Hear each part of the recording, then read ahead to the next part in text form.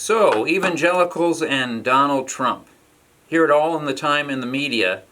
But what does it mean to be an evangelical, and why is it that they're such big supporters of Donald Trump?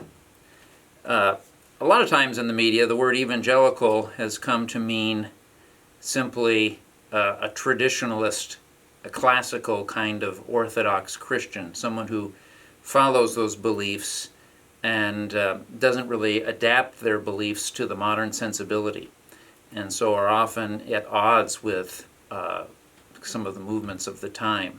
And almost anyone gets put in that category. One time, Time magazine listed the top evangelicals, and in the very top of that, and two or three or somewhere in that top range, was a Roman Catholic priest.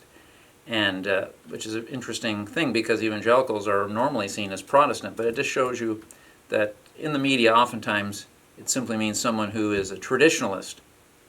And why is it then that evangelicals are so supportive of Donald Trump? Well, I wanted to do this video to speak about a history that's often not talked about. I never hear it in the media.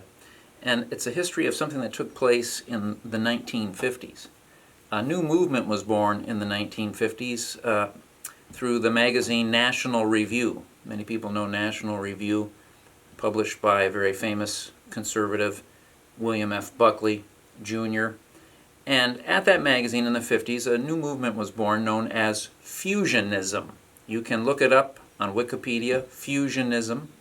I'm holding my tablet in my hand right now, and I have the article. It says, "In American politics, Fusionism is the philosophical and political combination or fusion of traditionalist and social conservatism with political and economic right libertarianism." That is, it's a fusing of social traditionalist conservatism, social values that you associate with evangelical Christians.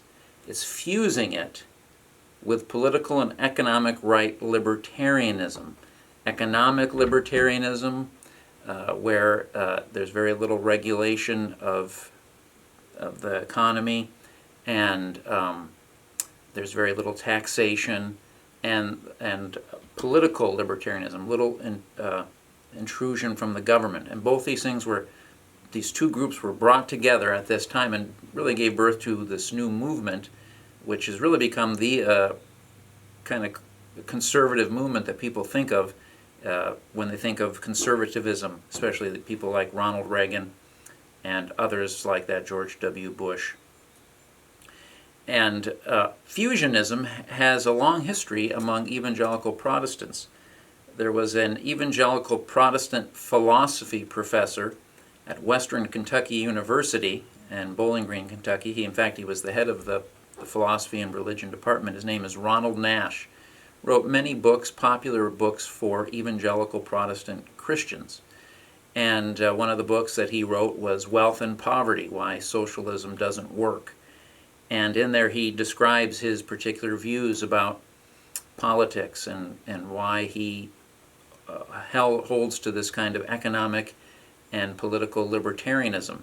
And he specifically says in one of his lectures, you can find his lectures online, Advanced Worldview Analysis, that he was involved in those early days of the fusionist movement. And he actually knew Frank Meyer, this guy from National Review, was involved in many different talks and worked together with them. And so you see how these two things were married together. And from then on, conservative Christians who have had a desire to strengthen in our country traditional values, social values that they believe reflect the purposes of God as they understand them in the Bible, and the purposes of God that they see in the world around us from say the perspective of a natural law, what leads to human well-being, that has been fused with economic libertarianism. And when you read their explanation as to why, one of the things that they'll say is that this economic libertarianism strengthens traditional values in that it fosters self-reliance It fosters family cohesion and having to work together to succeed, that the state doesn't come in and usurp the role of the family. In recent years, this political movement has adopted another view known as sphere sovereignty. Another political thinker, Abraham Kuyper, who was a theologian but also the Prime Minister of the Netherlands, he developed this idea that there are natural spheres that God has ordained, and that each sphere has a role to play: the state, the family, the economic order, the church, civic community, and that it's by maximizing each of these and each one taking up its position and each one not trying to be the other position, doing what these other spheres should do, that you lead to a healthier, more balanced society. And a recent example of this is the series of videos that was done and circulated widely among evangelical churches and pastors called the Truth Project. You can look it up online, where they go into detail about this idea of sphere sovereignty. And there again you have this idea that in order to preserve traditional social and values that lead to the well-being of human beings, true human flourishing, living in tune with God's purposes, you need the state to maintain and stay in its sphere. And whenever it steps out of its sphere and it does things that this family should be doing, it works to undermine the family unit, undermine the strengthening of the family by incentivizing things that go against traditional values. Likewise, these thinkers will often say that whenever you've gotten rid of economic liberty and you've gotten rid of free markets to a large degree, it almost, well, invariably leads to loss of other kinds of freedom, that the state becomes increasingly more and more intrusive, and what it does in their minds is push upon people its values, and then begins to usurp the place of the church and of the family in passing on values, and the state begins to creep in. And this leads then to what Donald Trump represents.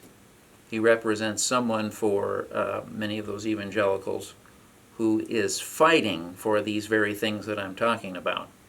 He is someone who is aggressively standing his ground and not giving in to the pressure to moderate his views on anything like this.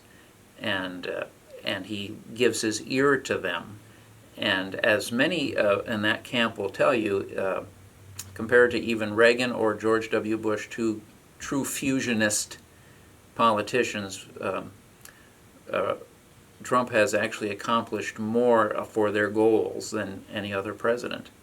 And so this explains a lot of the passion for Donald Trump among evangelical Christians. Now, I'd love to debate, not myself debate, but see a debate, a spirited discussion. I don't really like to get in too much political discussion, but if you'd like to discuss some of these things, leave a comment, and perhaps I'll share something there as well. But I'll continue to do videos like this and talk more about both evangelicalism, what it is, and other current events.